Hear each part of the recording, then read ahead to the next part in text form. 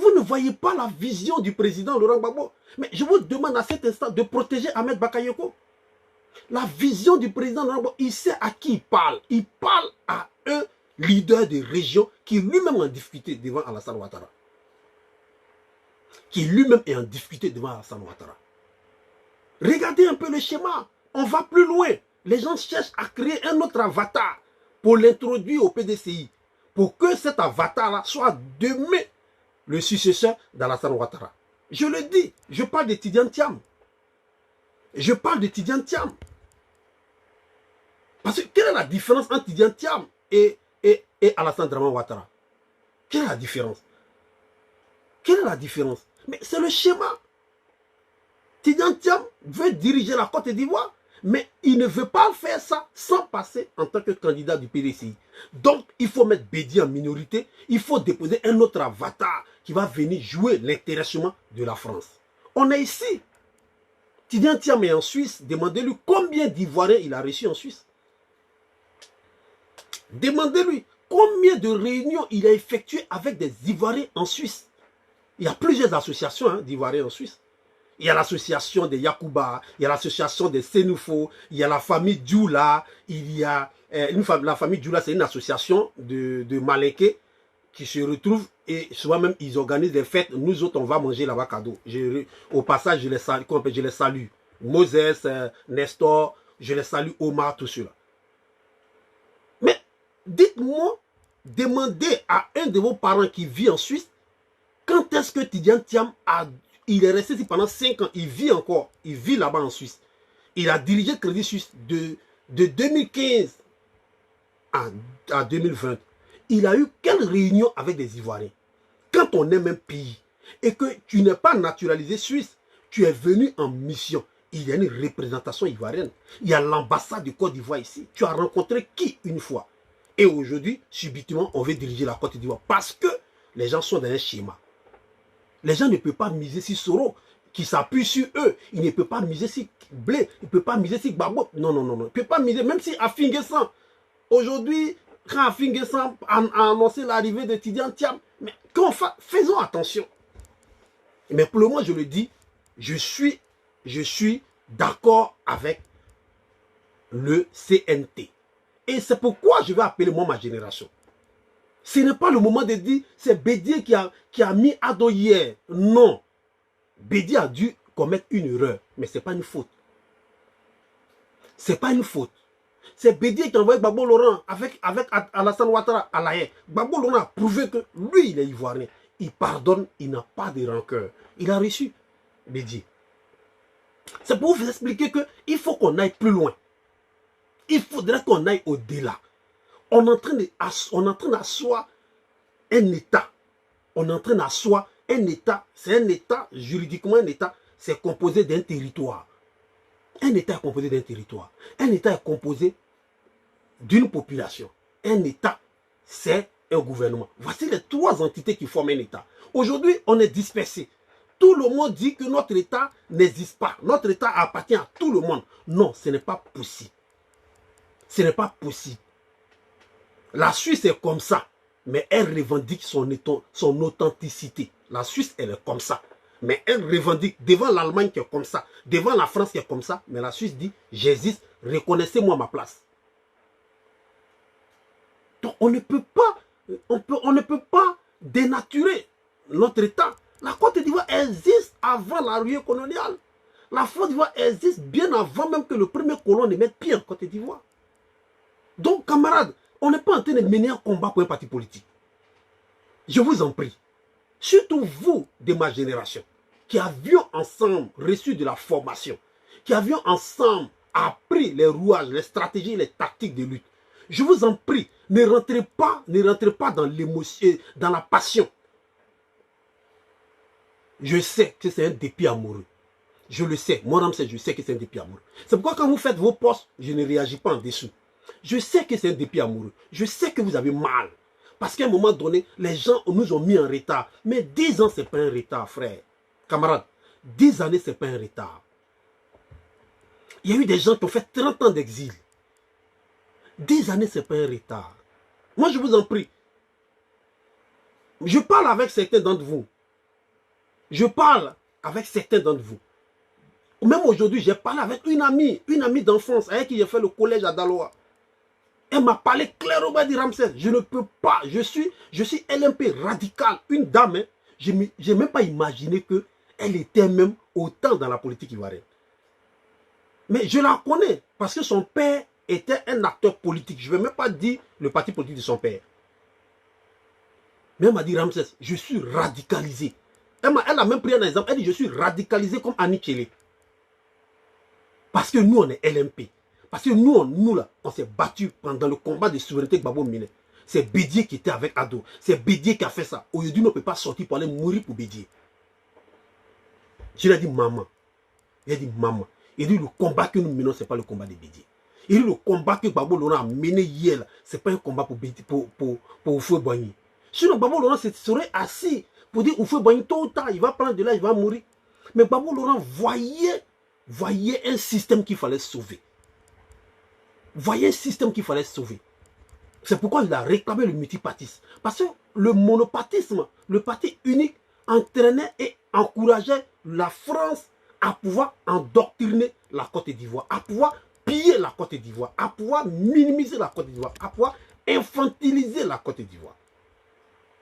C'est pourquoi M. Gbagbo Laurent, il s'est démarqué, puis il a dit, le vieux, moi, il faut qu'il y ait multipartisme. Donc quand Gbagbo Laurent menait ce combat-là, il avait à peine 40 ans. En 90, il avait 45 ans. Mais aujourd'hui, nous sommes tous adultes. Donc vous pensez que quand Gbagbo Laurent avait 45 ans, et puis menait ce combat-là, il le menait pour Houphouët-Boigny? Non, il le menait pour lui et sa génération. Il le menait pour le peuple ivoirien. C'est pourquoi il s'est retiré président. Donc aujourd'hui, on est pratiquement... Même Gbagbo Laurent, il a lutté bien avant ça, dans les années 69, avec le MESI, avec l'UNESI plutôt. Il y a longtemps qu'il lutte, donc ça veut dire qu'il avait déjà 20 ans, 17 ans quand il luttait. Tout comme moi, nous aujourd'hui, ça fait 30 ans qu'on est dans la lutte. Quand on dit 30 ans, les gens pensent, comme on n'a pas cheveux blancs, on est encore yéyé, les gens n'arrivent pas à croire. Ça fait 30 ans. Parce qu'en 90, on a vu dedans. Boycott actif de 95, on a vu dedans. On a même participé à Daloa. Donc ce n'est pas que... Ce n'est pas parce qu'on est jeune ou bien on est encore frais. Ce n'est pas parce qu'on est encore frais qu'en réalité on ne sait pas. C'est notre temps. C'est notre période. Ce n'est pas à Afinguessan, à Bédié, à Mamadou Koulibaly qui doivent... C'est vrai qu'ils doivent être dans la rue, mais ce n'est pas eux les meneurs, ce n'est pas eux les fers de lance du combat. Ce n'est pas eux les fers de lance du combat. Et c'est pourquoi je parle aussi à certains camarades. Vous qui avez 18 ans, vous qui avez 16 ans, 20 ans, ne pensez pas que c'est à 40 ans que vous devez lutter. Parce que chez moi, on dit, quand on coupe la tête des gens à partir de 18 ans, il ne faut pas attendre à 17 ans pour lutter. Il ne faut pas attendre à 18 ans pour lutter. Il faut commencer à lutter dès l'âge de 10 ans. Quand tu te lèves matin, puis tu vois devant toi qui est dressé là, il faut savoir que tu es devenu garçon. C'est le moment de lutter. C'est à l'heure là qu'il faut lutter. Donc le combat que nous menons, ce n'est pas le combat pour X, pour Y. Je vois certains déjà qui ont déjà pris des leaders. Je vois certains qui sont prêts à pouvoir se gosiller pour un leader politique. Ce n'est pas mauvais. Ce n'est pas mauvais. Mais nous, à la société civile, nous disons que nous nous battons pour une souveraineté. Nous nous battons pour nous autres, pour un État fédéral. Et donc pour l'État fédéral, on ne mise pas sur un leader, mais on mise sur tous les leaders. À les voir un jour dans le même gouvernement et puis travailler ensemble. Et ce système-là, si on réussit à le mettre en place, on aura fini avec le système français. On n'aura plus un Ramsès que la France va vouloir instrumentaliser pour enlever Mataous. On n'aura plus un Ramsès que la France va vouloir instrumentaliser pour tuer le président qui sera là. Non. On aura un Ramsès qui sera au sein d'un même gouvernement et débattre avec Mataous, et débattre avec Gaoussou, et débattre avec Moussa Meïté, et débattre avec tous les autres leaders des différents partis politiques. Voilà l'optique. Voilà la démocratie véritable. Voilà la démocratie réelle à laquelle nous avons toujours concouru depuis notre jeune âge. Donc ne pensez pas que c'est un combat pour Bédié. Ce n'est pas un combat pour Bédié. Et tout combat a droit d'avoir un leader. Et même si c'est Bédié qui est le leader, je vous en prie, ne rentrons pas dans les détails. Moi, je vous le dis, logiquement, je ne dois même pas être la personne qui doit être là pour dire Bédié, Bédié. Moi, j'aurais proposé un autre leader du CNT. Mais je connais ce qu'on appelle la stratégie. Je sais pourquoi Bédié est là comme président du CNT. Je comprends pourquoi Afin Guessan est porte-parole. Sinon, en réalité, j'aurais proposé Mamadou Koulibaly. Il est percutant. J'aurais proposé Mamadou Koulibaly. Mais je ne rentre pas dans les détails. Je l'ai dit à un camarade hier. Il dit, je ne rentre pas dans les détails. Pour moi, il faut qu'on ait une colonne vertébrale pour aller à l'essentiel. Je suis à combien de temps là? Je ne dois pas excéder. Ouh, 41, mais pourquoi le temps passe vite comme ça? Tu veux parler un peu net, ça passe vite. J'avais bien voulu faire 20 minutes, mais j'ai fait 40 minutes, ça me dérange déjà. Ça me dérange, donc je suis obligé de m'arrêter là parce que je ne voulais pas déborder pour laisser le temps aux gens de se permettre de lire et de comprendre. Donc, pour me résumer, camarades leaders, camarades fédéralistes d'ici et d'ailleurs, je vous prie de ne pas rentrer dans les considérations. C'est à ce prix-là que Alassane Dramane Ouattara veut nous avoir. Éliminer physiquement, éliminer moralement nos leaders, et puis maintenant, diviser cette jeunesse-là, embastiller cette jeunesse-là, faire croire à cette jeunesse que, en réalité, ceux mêmes qui sont en face là, ils ne sont pas crédibles. Or, en réalité, Bédié, il est crédible. Babo, il est crédible. Mamadou Koulibaly, il est crédible. Eux, ils n'ont pas fait 2 mandats successifs pour être enlevés. Alassane Ouattara a fait 2 mandats. C'est terminé. C'est terminé. Il savait bien que Gon Koulibaly était malade. Il savait bien que Gon est opéré de cœur depuis 2012. Ils auraient dû proposer en primaire un candidat en leur sein. Il y en a tellement de valeurs. Il y a Kandia Kamara qui a une valeur à l'image du RDR. On a Bitogo qui a une valeur à l'image du RDR.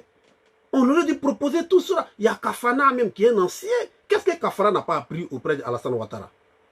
Qu'est-ce que Kafana, qui est là depuis des années, qui a même fait la prison quand Alassane Ouattara fuyait. Mais qu'est-ce que Kafana n'a pas appris? Pourquoi on nous dise qu'il n'y a personne d'autre que lui?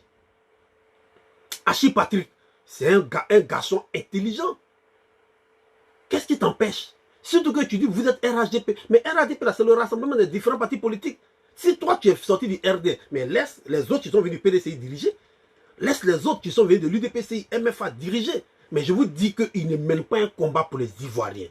Alassane Dramane Ouattara est la continuité du combat de la rue coloniale. Il est la continuité de la stratégie coloniale sur la Côte d'Ivoire. Il est la continuité. Alassane Ouattara est la continuité de la stratégie française. Et ça, je vous l'avais décortiqué à l'entrée, d'entrée de jeu. Et je suis en train de finir. Pour vous dire, jeunesse ivoirienne, jeunesse abidjanaise, ce n'est pas le moment de nous mettre au jugement. Ce n'est pas le moment. Dieu n'aime pas les murmures. Dieu n'aime pas les murmures. Dieu n'aime pas les murmures.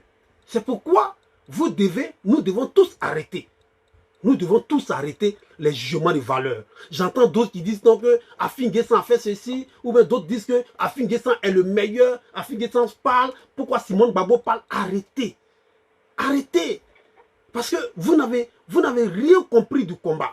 Mataous, sois salué et merci pour le combat que vous menez. Vous n'avez rien compris, chers camarades, de rentrer dans ces considérations. On n'est plus à cette heure-là. On n'est plus à cette heure. À l'heure où nous sommes, c'est le rassemblement. Babo Laurent l'avait dit, il y aura un jour où tous les Ivoiriens vont se mettre ensemble contre ceux qui combattent les Ivoiriens. Ceux qui combattent les Ivoiriens, c'est la France, à travers l'armée d'Alassane Ouattara. Ils sont en train de préparer encore d'autres pour venir dans le système. Ils sont en train de préparer d'autres pour venir dans le système. On va faire tout ça. On va asseoir tout. Mais je vous en prie, le temps qu'on arrive un jour à l'État fédéral, je vous interpelle, vous les gens du PDCI. Je vous rappelle que même si demain, Bédié, tôt ou tard, il va partir, mais ne vous trompez pas à aller prendre des avatars. Ne vous trompez pas. Allez prendre des avatars. Il y a les Yasmina qui sont là. Il y a les Thierry Tanoé qui sont là. Il y a les Bion qui sont là. Même si je sais que demain, vous allez repêcher Kakabe parce qu'il va venir vous demander pardon. C'est ça l'erreur. Les gens font des bêtises. Ils viennent encore vous demander pardon. Vous allez comment on appelle ça, les récupérer. Non, on n'est pas Dieu. C'est Dieu seul qui est là pour pardonner le péché des gens. Lui qui a fait une erreur. Celui qui a pris position, qui allait de l'autre côté, qui l'assume. Mais c'est pourquoi je vous dis, les gens sont en train de préparer d'autres avatars dans vos différents partis politiques. Faites attention. Ce combat de souveraineté que nous menons, ça ne doit pas nous échapper demain. C'est pourquoi je vous dis, regardez à l'image de l'Éthiopie. L'Éthiopie a tout fait pour enlever le monarque. L'Éthiopie a tout fait pour enlever Haïlé Sélassie en 1974. Mais les Éthiopiens ne sont pas allés à la conquête d'un autre président. Qu'est-ce que les Éthiopiens ont fait? Ils sont restés dans un système de révision de leur sociologie. Parce qu'on ne peut pas faire la politique sans sa sociologie. Vous ne pouvez pas aujourd'hui demander à l'Angleterre de suspendre dans leur politique la reine d'Angleterre. Ce n'est pas possible. L'Angleterre, le Premier ministre, le système politique est là, est accompagné de la royauté. Donc c'est en fonction de la sociologie. C'est pareil en France. C'est pareil aux États-Unis. Pourquoi les Américains ont procédé au système fédéral? Mais parce qu'ils sont une ancienne colonie, et qu'on appelle ça, anglaise. S'ils ne vont pas au système fédéral, ils seront phagocytés. Donc nous aujourd'hui, on a une sociologie. Il faudrait qu'on s'asseye et qu'on réfléchisse en fonction de notre sociologie, comment on oriente notre système politique. L'Éthiopie a réussi ça. Allez-y lire l'histoire de l'Éthiopie. Vous vous rappelez très bien. Aujourd'hui, quand vous regardez dans le monde entier, les enfants qui ont été adoptés, ils sont issus de l'Éthiopie. Mais comment l'Éthiopie, qui était un pays en famine, l'Éthiopie qui était un pays pour qui on jetait les sacs de riz, on jetait les pots de lait, on jetait les sacs de maïs, comment c'est fait qu'aujourd'hui l'Éthiopie est aujourd'hui parmi les numéros 1 en Afrique? Comment ça se passe? C'est parce que l'Éthiopie, à un moment donné, s'est assise et a réfléchi pour dire, nous autres là, on ne va pas continuer tel que Haïlé Sélassie faisait. On va réfléchir, on a plusieurs ethnies, on a des ethnies qui se sentaient mal. C'est pourquoi ces ethnies-là ont encouragé le coup d'État contre Haïlé. Comment on fait? Ils se sont assis, ils ont dit, bon, pour mieux orienter les choses, on va tenir compte en faisant un fédéralisme. On va permettre aux régions du Nord d'avoir un gouvernement, de gérer, d'exposer leurs problèmes, mais tout en tenant compte d'une loi fédérale. On va permettre aux régions du Sud. Voilà comment l'Éthiopie est rentrée dans les schémas fédéralistes en 1994. Il n'y a plus de guerre en Éthiopie. Il n'y a plus de famine en Éthiopie. C'est le schéma là qu'il faut à notre pays. Mais ce schéma, on ne peut pas arriver à ce schéma tant que Alassane Ouattara a pris en otage le RDR. Alassane Ouattara a pris en otage le RDR depuis Denis Kobena. Aujourd'hui, on ne peut même pas savoir, c'est seulement en Côte d'Ivoire, les gens meurent, on ne fait pas d'autopsie, on ne fait pas d'enquête. Mais quand tu entends Diabaté, le mari à Dagri Diabaté, quand tu écoutes son meeting au nord, tu sens qu'ils se sont arrangés pour récupérer le RDR au mai de Denis Kobena, qui faisait du pluralisme ethnique au sein du parti, pour permettre à ce que l'avatar Alassane Ouattara vient prendre et dit que non, nous au nord, on est minimisé. Nous au nord, parce qu'on est musulmans, on ne peut pas diriger. Nous au nord, nous au nord. Quand il a fini d'endoctriner nos frères du nord, il dit non, les étrangers qui sont parmi nous, ceux-là sont minimisés, les étrangers sont minimisés. Or, en Côte d'Ivoire, on a les Sénégalais. Quand tu portes une chemise pareille, on dit, oh mon frère, ça c'est Sénégalais. Ça c'est Sénégalais. On se moquait, mais les Sénégalais n'ont jamais pris d'armes en Côte d'Ivoire. Qu'est-ce qu'on n'a pas dit des Ghanéennes? Qu'est-ce qu'on n'a pas dit des Ghanéens?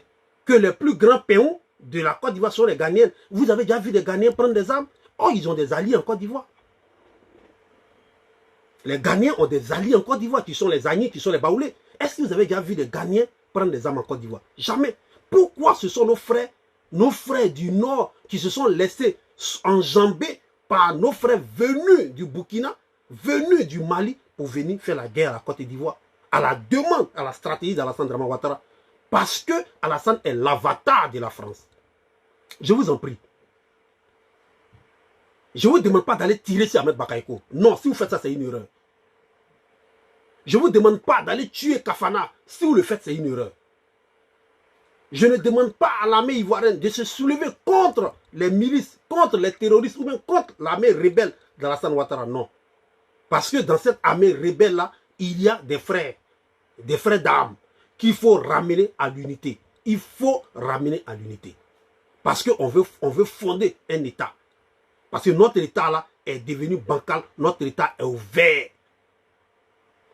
Donc frère, ne pensons pas qu'on est en train de chercher à éliminer quelqu'un qui fait du bien. Non. Alassane Ouattara est dans le jeu d'occupation de la France, est dans le jeu de la décolonisation, du néocolonialisme français. Il est dans ce jeu-là. Et aujourd'hui, ils sont, à travers lui, en train de préparer un autre avatar au RDR, je vous le dis. Si toi tu es au RDR, Moïse Koulibaly, toi qui m'as répondu là, il faut retenir ça. Demain, ça ne sera pas un fils du RDR que vous allez voir à la tête de la Côte d'Ivoire un jour. Parce qu'il y a un autre avatar qui va passer par le PDCI qui sont allés chercher à positionner. Et c'est le combat là que nous menons. C'est le combat là que tout jeune doit mener. De 18 ans à 77 ans. C'est le combat là qu'on doit mener. Ce n'est pas pour Bédier. Ce n'est pas pour Gbagbo. Ce n'est même pas pour Ahmed Bakayoko, mais pour qui que ce soit sa semaine. Donc tout Ivoirien aujourd'hui doit se mettre autour du CNT. Tous ceux qui sont épris de paix, tous ceux qui veulent avoir une Côte d'Ivoire où nous-mêmes on va bénéficier de notre propre économie, où on va voir notre cacao là, va produire, où on va voir notre ministère de l'Agriculture devenir employeur des jeunes Ivoiriens. Parce que le ministère de l'Agriculture doit employer les jeunes Ivoiriens. Qu'est-ce qui nous empêche aujourd'hui? Les jeunes qui sont à Djamé, ceux qui sont à Bobo, à Yopougon, les jeunes sortis de l'université qui sont diplômés, et on peut les affecter, aller travailler dans les plantations, dans les différentes plantations en Côte d'Ivoire, et puis ils sont payés par l'État de Côte d'Ivoire. Et ça, les gens refusent de comprendre ça. Or, c'est une réalité. À travers le ministère des Eaux et Forêts, ils ont créé un système pareil, mais qui ne prend pas effet parce qu'on a un système où les gens passent tout notre argent par EVA en France. Moi, je vous le dis, camarades fédéralistes d'ici et d'ailleurs, on ne fait pas le jugement de quelqu'un. Je vous en prie, vous êtes dans un dépit amoureux, ne continuons pas de nous énerver. Calmons-nous et soutenons le combat de la libération de la Côte d'Ivoire. On ne peut pas donner une république sérieuse et puis quelqu'un va venir gagner à 95% de l'électorat. Je vous en prie. Moïse dit que Kakabe est un exemple. Mais ça m'étonne que vous donnez 1% à Kakabe. C'est dans une république bananière, on peut voir ça. Même au temps d'Oufo Boigny où il était parti unique, il n'a jamais eu 95%. Jusqu'à ce point. Mais c'est dans une république bananière nous sommes. Alors, camarades fédéralistes d'ici et d'ailleurs, nous nous battons pour un État fédéral. Nous nous battons pour la suppression du système présidentiel. Nous nous battons pour qu'il y ait un gouvernement collégial. Nous nous battons pour ne plus qu'il y ait un individu qui puisse avoir 365 milliards dans l'année, c'est-à-dire 1 milliard par jour. Nous nous battons pour ça. Nous nous battons pour que notre économie retourne réellement aux Ivoiriens, donne de l'emploi, pour qu'on n'ait pas des valeurs, des têtes, des intellectuels, des intelligences à aller se chercher dans les autres pays. C'est pour cela que nous préconisons l'État fédéral. Mais pour l'heure, nous devons nous battre pour faire partie à Alassane Ouattara, qui en réalité a fini ses 2 mandats, qui doit libérer le tablier. Voilà ce qui est. Si tu es démocrate, si tu penses qu'un seul instant dans ta vie, tu as été démocrate, tu as été candidat pour devenir chef de classe, tu as été candidat une fois et que tu as déposé une candidature et que tu sais le sens de la démocratie, tu sais le sens de l'alternance, je te prie de t'associer et de prendre véritablement la désobéissance civile au sérieux et de t'engager là-dedans parce que ça y va de la libération de notre pays. Je ne suis pas un insulteur public, je ne suis pas un cyberactiviste, je suis un cyber-intellectuel qui développe, qui apporte des idées et qui attend la contradiction. Parce que la contradiction, c'est le charme de la vie. Si tu n'as pas aimé, il faut commenter. Il faut commenter, je vais te répondre, on va débattre. Mais si tu as aimé, tu sais ce que tu dois faire, il faut partager. Je vous remercie. Il faut partager, que ça arrive dans ton village, que ça traverse ton village, que ça rentre dans ton canton, que ça traverse ton canton, que ça rentre dans ta commune, que ça traverse ta commune, que ça rentre dans la ville, que ça traverse ta ville et que ça traverse ton département. Je vous remercie et que nous soutenions le CNT et que parte Alassane Ouattara pour qu'on dispose réellement dans la paix à des élections qui sont crédibles, inclusives, transparentes et à travers ces élections-là. Celui qui gagne, il gagnera. Moi, j'aurai mon candidat qui sera le candidat qui va préconiser l'État fédéral. Et puis, dans la contradiction, c'est le charme de la vie, quoi. Et puis, on avance. Je vous remercie encore ce soir. On fait retour demain à une bonne heure. Et je sais qu'en ce moment, vous êtes fatigué. Il ne faut pas traîner parce que dormir tard, ça fatigue aussi l'intelligence. Mais je vais seulement aussi finir pour dire, j'ai failli oublier, je vais dire à nos étudiants, je vais parler aux élèves de Côte d'Ivoire. La première fois que je suis sorti dans la rue, j'étais élève. Je pourrais même dire que j'étais primérien. Il y a dans vos différents statuts et règlements intérieurs, dans les différentes structures que vous avez, ce qu'on appelle le droit des réserves. Le droit des réserves, c'est la dernière cartouche qui reste à tout mouvement de la société civile comme parti politique à l'exploiter lorsque l'intérêt général, l'intérêt politique, l'intérêt national est perturbé et qu'on a les affres de cette perturbation sur l'école ivoirienne. L'école ivoirienne est en perturbation. L'école ivoirienne est volée par une mafia qui est assise quelque part et qui défend une certaine somme sur la scolarité. Et à cause de la situation politique actuelle, les associations des syndicats ne peuvent même pas mener cette démarche, de peur que ça puisse être interprété autrement dans le sens politique. Ce qui veut dire qu'il y a un problème. Ce qui veut dire qu'il y a un problème. Dans la mesure où votre intérêt personnel, l'intérêt de votre corporation ne peut pas s'exprimer sous prétexte qu'il y a une situation généralisée qui se bat dans notre pays, cela veut dire que votre article qui vous donne le droit des réserves, vous n'êtes pas politique, vous êtes apolitique. Mais c'est l'article qui vous donne le droit des réserves, vous dit d'utiliser votre droit des réserves et puis revendiquer. C'est le moment de prendre les rues. C'est le moment de prendre les rues et de montrer que par la faute ou bien par la force de la politique, vous n'arrivez pas aujourd'hui à régler vos problèmes d'inscription, vos problèmes de cité universitaire, vos problèmes de corporation, vos problèmes d'études, vous n'arrivez pas à les gérer. Parce que je vois une vidéo où les étudiants sont en train de vider les résidences universitaires et je vois un chant qui les accompagne. Ce qui veut dire que les étudiants sont en train de vider les résidences universitaires. Il y a un problème. Et quand il y a ce problème, quand les universités sont fermées, ça veut dire que votre droit de réserve doit s'exprimer. C'est ce qui a été fait en 90, c'est ce qui a été fait en 2000, c'est ce qui a été fait en 2010 et c'est ce qui a été toujours fait. Vous n'êtes pas particulier, vous n'êtes pas exceptionnel. Vous êtes à la tête d'une structure que beaucoup d'entre nous ont fréquenté et nous connaissons les limites, les avancées de cette structure, même en profondeur. Alors, vous avez le choix de rentrer dans l'histoire. Vous avez le choix d'aborder le chemin de l'histoire. Parce que le combat que vous allez mener aujourd'hui, c'est le combat qui va vous positionner demain. C'est ce qui a positionné Sorogo Modu, c'est ce qui a positionné Blé Goudé aujourd'hui, c'est ce qui a positionné aujourd'hui même les Doumbia Major qui parlent, c'est ce qui a positionné Djajan, paix à son âme, c'est ce qui a positionné Kakabe, dont Moïse trouve comme un exemple, c'est ce qui a positionné beaucoup de leaders d'associations. Vous avez un article qui parle de droit des réserves. Je ne suis pas juriste, moi je suis un élève économiste, mais ce qu'on appelle le droit des réserves, le droit des réserves vous donne l'obligation de vous prononcer et d'agir maintenant. C'est sur ces mots que je voulais m'arrêter et nous retrouvons demain. Merci beaucoup pour vous qui m'avez suivi. Matous, Moïse Koulibaly et plein. Vous tous qui êtes là, je vous dis merci. Vous ne valez pas 2 personnes. On est seulement 2 à se parler ce soir. Mais je suis fier de ça. Et on se retrouve demain. Si vous avez aimé, partagez. Si vous n'avez pas apprécié, commentez. Et on va rentrer dans la contradiction. Parce que c'est le charme de la vie. Ciao.